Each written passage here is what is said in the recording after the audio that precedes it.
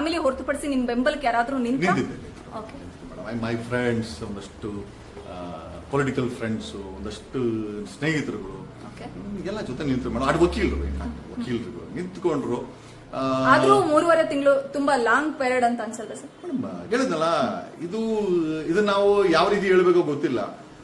ಒಂದು ಸಮಾಜದ ಧ್ವನಿಯಾಗಿದ್ದ ನನ್ನನ್ನ ತಗೊಂಡೋಗಿ ಅಲ್ಲಿ ಒಳಗಡೆ ಇಟ್ಟು, ಜಗದೀಶ್ ಇನ್ಮೇಲೆ ನೀನು ಧ್ವನಿ ಮಾಡಬಾರ್ದು, ಭ್ರಷ್ಟಾಚಾರದ ಧ್ವನಿ ಎತ್ತಬಾರ್ದು, ಆ ರೀತಿ ಏನಾದ್ರು ಬಂತು ಅಂತಂದ್ರೆ ನಿನ್ನ ಹೊರಗಡೆ ಬಿಡಲ್ಲ ಅನ್ನೋ ಒಂದು ಆಫರ್ ಕೊಡೋ ಲೆವೆಲ್ಗೆ ಹೋಗುತ್ತೆ ಜೈಲಲ್ಲಿ ಅಂತಂದ್ರೆ ಜಸ್ಟ್ ಇಮ್ಯಾಜಿನ್.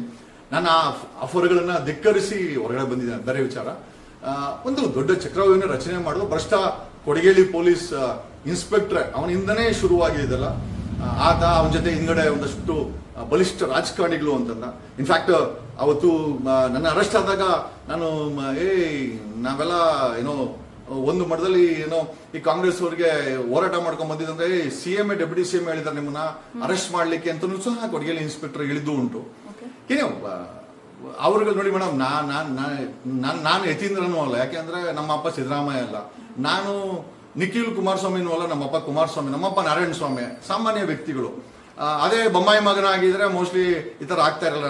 ಬೊಮ್ಮಾಯಿ ನಮ್ಮಪ್ಪ ಆಗಿದ್ರೆ ಈ ತರ ಆಗ್ತಾ ಇರಲಿಲ್ಲ, ಕುಮಾರಸ್ವಾಮಿ ನಮ್ಮಪ್ಪ ಆಗ್ತದೆ. ನಾವೆಲ್ಲ ಸಾಮಾನ್ಯ ಜನರ ಮಕ್ಕಳು. ಸೊ ಇದನ್ನೆಲ್ಲ ನಾವು ದೊಡ್ಡ ದೊಡ್ಡ ಮಟ್ಟದಲ್ಲಿ ರಾಜಕೀಯ ಬದಲಾವಣೆ ತಗೊಂಡ್ಬರ್ತೀವಿ. ನಾವು ದೊಡ್ಡ ಮಟ್ಟಿಗೆ ಹೇಳ್ತಾ ಇದ್ದಾಗ ಈ ಅಟ್ಯಾಕ್ಸ್ ಎಲ್ಲ ಎಕ್ಸ್ಪೆಕ್ಟೆಡ್. ಬಟ್ ಇಷ್ಟು ಕೀಳು ಮಟ್ಟಕ್ಕೆ ಕಾಂಗ್ರೆಸ್, ಬಿಜೆಪಿಯವರು 2023 ನನ್ನ 23 ದಿವಸ ಕಳಿಸಿದ್ರು, ಕಾಂಗ್ರೆಸ್ ಅವರು 98 ದಿವಸ ಕಳಿಸಿದ್ರು. ಸೊ ಇಬ್ರು ತಮ್ಮ ತೀಟೆಗಳನ್ನು ತೀರ್ಸ್ಕೊಂಡಿದ್ದಾರೆ ಅಂತ ನನಗೆ ಅನಿಸ್ತದೆ. ಮುಂದಿನ ನಡೆ ಏನ್ ಸರ್? ಯಾಕಂದ್ರೆ ಎಲ್ಲರೂ ಎಕ್ಸ್ಪೆಕ್ಟ್ ಮಾಡಿದ್ರು. ಎಕ್ಸ್ಪೆಕ್ಟ್ ಅನ್ನೋದಕ್ಕಿಂತ ಈ ಸಲ 3.5 ತಿಂಗಳು ಹೋಗಿದ್ದಾರೆ ಜೈಲ್ಗೆ. ಹೊರಗಡೆ ಬಂದ್ಮೇಲೆ ಜಗ್ಗಿ ಫುಲ್ ಸೈಲೆಂಟ್ ಆಗ್ಬಿಡ್ತಾರೆ. ಜಗದೀಶ್ ಅವ್ರು ಫುಲ್ ಸೈಲೆಂಟ್ ಆಗ್ಬಿಡ್ತಾರೆ. ಮುಂಚಿನ ತರ ಆ ಧ್ವನಿ ಎತ್ತೋದು ಅಥವಾ ಇನ್ನೇನೋ ಮಾಡೋದು ಅಥವಾ ಫೇಸ್ಬುಕ್ ಲೈವ್ ಬರೋದು ಇದು ಯಾವ್ದು ಮಾಡಲ್ಲ, ಎಲ್ಲ ಬಂದ್ ಅಂತ ಅನ್ಕೊಂಡ್ರು. ಬಟ್ ಅವರಿಗೆ ಬಂದ ಮೊದಲ ದಿನವೇ ನೀವು ಉತ್ತರ ಕೊಡುವಂತ ಕೆಲಸ ಮಾಡಿದಿರಿ. ಮುಂದಿನ ದಿನಗಳು, ಮುಂದಿನ ಹೋರಾಟ ನಿಮ್ದು ಯಾವ ರೀತಿ ಇರುತ್ತೆ ಸರ್? ಏನ್ ಮಾಡ್ತೀರಿ ಮುಂದಿನ ದಿನಗಳಲ್ಲಿ? ಒಂದು ದೊಡ್ಡ ಯುವ ಪಡೆಯನ್ನ ಕಟ್ತಾ ಇದೀವಿ. ನಮ್ದೇ ಆದಂತ ಒಂದು ಸೈಲೆಂಟ್ ಇಂಟರ್ನಲ್ ಸ್ಟ್ರೆಂಥನಿಂಗ್ ನಡೀತಾ ಇದೆ. ಓಕೆ, ಸೊ ಮುಂದಿನ 2028 ಈಸ್ ಅವರ್ ಟಾರ್ಗೆಟ್. ಯುವ ಪಡೆಯನ್ನ ವಿಧಾನಸೌಧಕ್ಕೆ, ಪಾರ್ಲಿಮೆಂಟ್ಗೆ ಪದೇ ಹೇಳ್ತಾ ಇದ್ದೆ ನಾನು ಅದನ್ನ.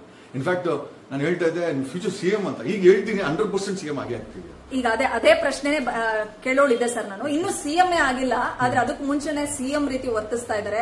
ನಾನು ಹೇಳಿದ್ದೇ ನಡಿಬೇಕು, ನಾನು ಮಾತಾಡಿದ್ದೇ ಆಗಬೇಕು, ಅವರ ವಾಕ್ಯವನ್ನ ಎಲ್ಲರೂ ಪಾಲಿಸಬೇಕು, ಆ ತರ ಆಗ್ಬಿಟ್ಟಿದೆ.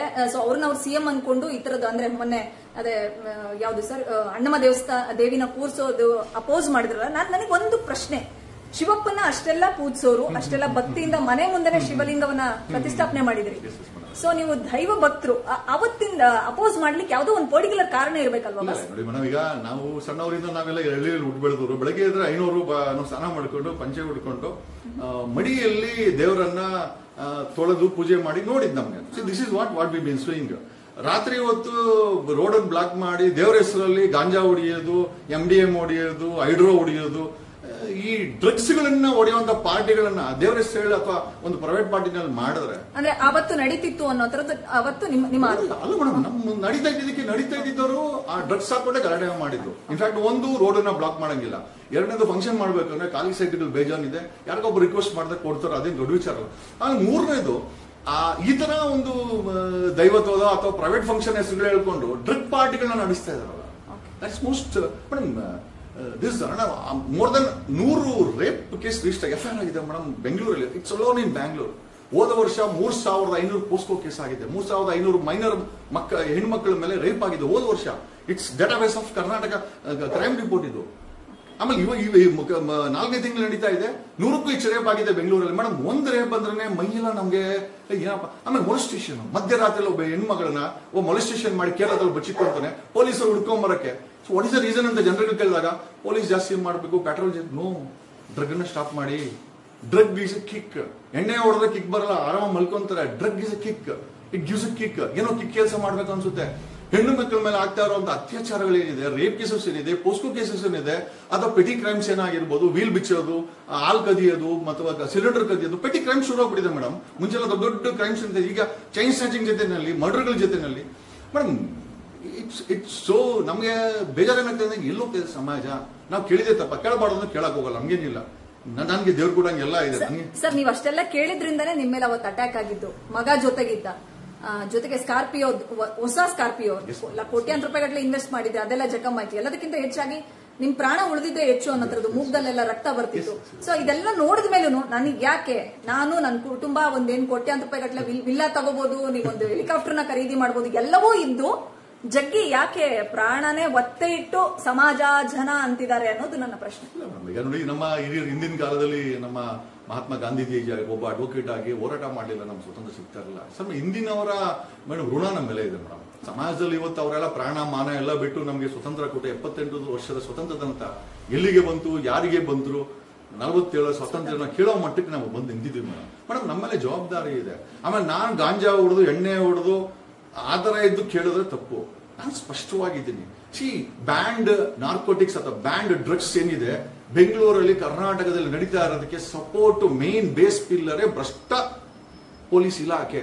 ಅಂದ್ರೆ ಎಲ್ಲರೂ ಅಂತಲ್ಲ, majority of them know and they are a part of this mafia. ನಾವು ಅದು ನಿಲ್ಬೇಕು ಮೇಡಮ್. ಜಸ್ಟ್ ಇಮ್ಯಾಜಿನ್, ಏನೋ ಮಧ್ಯರಾತ್ರಿನಲ್ಲಿ ಒಬ್ಬ ಹೆಣ್ಮಗಳಿಗೆ ಮೊಲೆಸ್ಟೇಷನ್ ಆಗುತ್ತೆ, ಓಡೋಗ್ತಾನೆ, ಕಣ್ ತಪ್ಪಿಸ್ಕೊಂಡು ಓಡೋಗ್ತಾನೆ, ಅವನ ಹಿಡ್ಕೊಂಬರಕ್ಕೆ ವಾರಾನ್ಗಟ್ಲೆ ಆಗುತ್ತೆ. ಈ ಮೇಡಮ್ 120 ದಿವಸ 4 ತಿಂಗಳು ಕಳೆದಿದೆ ಮೇಡಮ್. 100ಕ್ಕೂ ಹೆಚ್ಚು ರೇಪ್ ಕೇಸ್ ಆಗಿದೆ ಮೇಡಮ್. ಆಮೇಲೆ ಗ್ಯಾಂಗ್ ರೇಪ್ಸ್ ಆಗ್ತಾ ಇದೆ ಮೇಡಮ್, ಪೆಡಿ ಕ್ರೈಮ್ಸ್ ಆಗ್ತಾ ಇದೆ. ಮನೆ ಮುಂದೆ ನೀವು ಗಾಡಿ ನಿಲ್ಸಿದ್ರೆ ವೀಲ್ಗಳು ಬಿಸ್ಕೊಂಡು ಹೋಗ್ತಾರೆ. ಯಾಕಂದ್ರೆ ಗಾಂಜಾ ಹೊಡಿಯೋಕೆ, ಹೈಡ್ರೋ ಹೊಡಿಯೋಕೆ ಟೈಡೋಲ್ ಫಾರ್ಮಸ್ಯೂಟಿಕಲ್ ಟೈಡೋಲ್ ಟ್ಯಾಬ್ಲೆಟ್ ಅಂತ ಸಿಗುತ್ತೆ, 200 ರೂಪಾಯಿ ಅದನ್ನ ಮಾರ್ತಾರೆ, ಪುಡಿ ಮಾಡಿ ಹೊರಡೆ ಹಾಕೊಂತಾರೆ ಅವರು ಮೇಡಮ್. ಅದನ್ನ ಹಾಕೊಂಡು ಅಲ್ಲಿ ಯಾರು ಜೈಲಲ್ಲಿ ಬಂದಿದ್ದ, ದೇವಸ್ಥಾನದ ಗಂಟೆ ಗದ್ದಲ್ಲಿ ಬಂದಿದ್ದ. ಅದನ್ನ ಕೇಳೋಳಿದೆ, ಜೈಲಲ್ಲಿ ಯಾವ್ಯಾವ ತರದ ಹುಡುಗರನ್ನ ನೋಡಿದ್ರಿ ಸರ್? ಕೆಲವರೆಲ್ಲ ಅಂದ್ರೆ ರೀಸೆಂಟ್ ಆಗಿ ಒಳಗಡೆ ಯಾವ್ದೋ ಒಂದು ಕೇಸಲ್ಲಿ ಹೋಗಿ ಬಂದವರು ರಜತ್ ಅವ್ರು ಇರ್ಲಿ, ಕೆಲವರೆಲ್ಲ ಹೇಳ್ತಾ ಇದ್ರು ತುಂಬಾ ಜನ ಡ್ರಗ್ ಅಡಿಕ್ಟ್ ಆಗಿರೋರ್ನು ನೋಡಿದ್ವಿ, ಚಿಕ್ಕ ವಯಸ್ಸಿಗೆ ಅವರು ಸಾಯೋ ಸ್ಟೇಜ್ ಹೋಗಿದ್ದಾರೆ ಅಂತ. ನೀವು ರಜತ್ ಅವ್ರನ್ನ ಭೇಟಿ ಮಾಡಿದ್ರೆ ಒಳಗಡೆ ಬಂದಿದ್ರು. I never expected. ಇವನ್ ನನಗೆ ವಿರೋಧಿ ಆಗಿದ್ದು ಕೂಡ ಜೈಲು ನೋಡಿದಾಗ ಅನುಕಂಪ ಬರುತ್ತೆ. ಯಾಕೆಂತಂದ್ರೆ ಆ ಜಾಗಕ್ಕೆ ಯಾರು ಬರಬಾರ್ದು, ಇನ್ಕ್ಲೂಡಿಂಗ್ ನಾನು ಹೋಗಿದ್ದೀವಿ, ಅದಕ್ಕೆ ಬೇರೆ ರೀಸನ್ ಇದೆ, ಬೇರೆ ಯಾರು ಬರಬಾರ್ದು. ರಜತ್ ನಾನು ಅಲ್ಲಿ ಎಕ್ಸ್ಪೆಕ್ಟ್ ಮಾಡಿರ್ಲಿಲ್ಲ, ಬಂದ್ರು, ನನಗೂ ಬೇಜಾರಾಯ್ತು. I felt bad for him. ಏನು ಬಿಗ್ ಬಾಸ್ ಅವರೆಲ್ಲ ಬರೀ ಜೈಲಿಗೆ ಹೋಗೋ ಮಟ್ಟಿಗೆ ಬಂದ್ಬಿಡ್ತು. ಯಾರೋ ಮೋಸ್ಟ್ಲಿ ಪ್ರಕಾಶ್ ಅಂತ ಅವ್ರ್ಯಾರೋ ವರ್ತೂರ್ ಪ್ರಕಾಶ್ ಯಾರು ಅವರು ಹೋಗಿದ್ರು. ಅದಾದ್ಮೇಲೆ ಐ ಥಿಂಕ್ ಇದೊಂದಷ್ಟು ಜನ, ಇವರು ರಜತ್, ನಾನು, ಏನ್ ಬಿಗ್ ಬಾಸ್ ಏನ್ ಸಂಬಂಧ ಇದೆಯಾ, ಇದು ಜೈಲಿಗೆ ಏನಾದ್ರು ಸಂಬಂಧ ಇದೆಯಾ ಅನ್ನೋ ಮಟ್ಟಕ್ಕೆ ಅನಿಸ್ತಾ ಇದೆ. ಬಟ್ ಅಲ್ಲಿ ಮೇಡಮ್ ಮೆಜಾರಿಟಿ ಆಫ್ ದೆಮ್ ನನಗೆ ಅಲ್ಲಿ ಮೇಜರ್ ಕಾಣಿಸಿದ್ದು, ಒಂದು ಪೋಸ್ಕೋ ಕೇಸ್ಗಳು, ಎರಡನೇದು ಡ್ರಗ್ ಕೇಸ್ ಮೇಡಮ್. ಇವೆರಡೇ ಮೆಜಾರಿಟಿ ಜೈಲಲ್ಲಿ ಇರೋದು. ಸರ್ಕಾರ ಇದನ್ನ ಪ್ರಿವೆಂಟ್ ಮಾಡೋದು, ಇದನ್ನ ತಡೆ ಕಟ್ಟೋದು ಹೆಂಗೆ ಅಂತ ಯಾವುದೇ ಒಂದು ಪೊಲೀಸರಾಗಿರ್ಬೋದು ಸರ್ಕಾರ ಅದು ಯೋಚನೆ ಮಾಡ್ತಾ ಇಲ್ಲ ಮೇಡಮ್.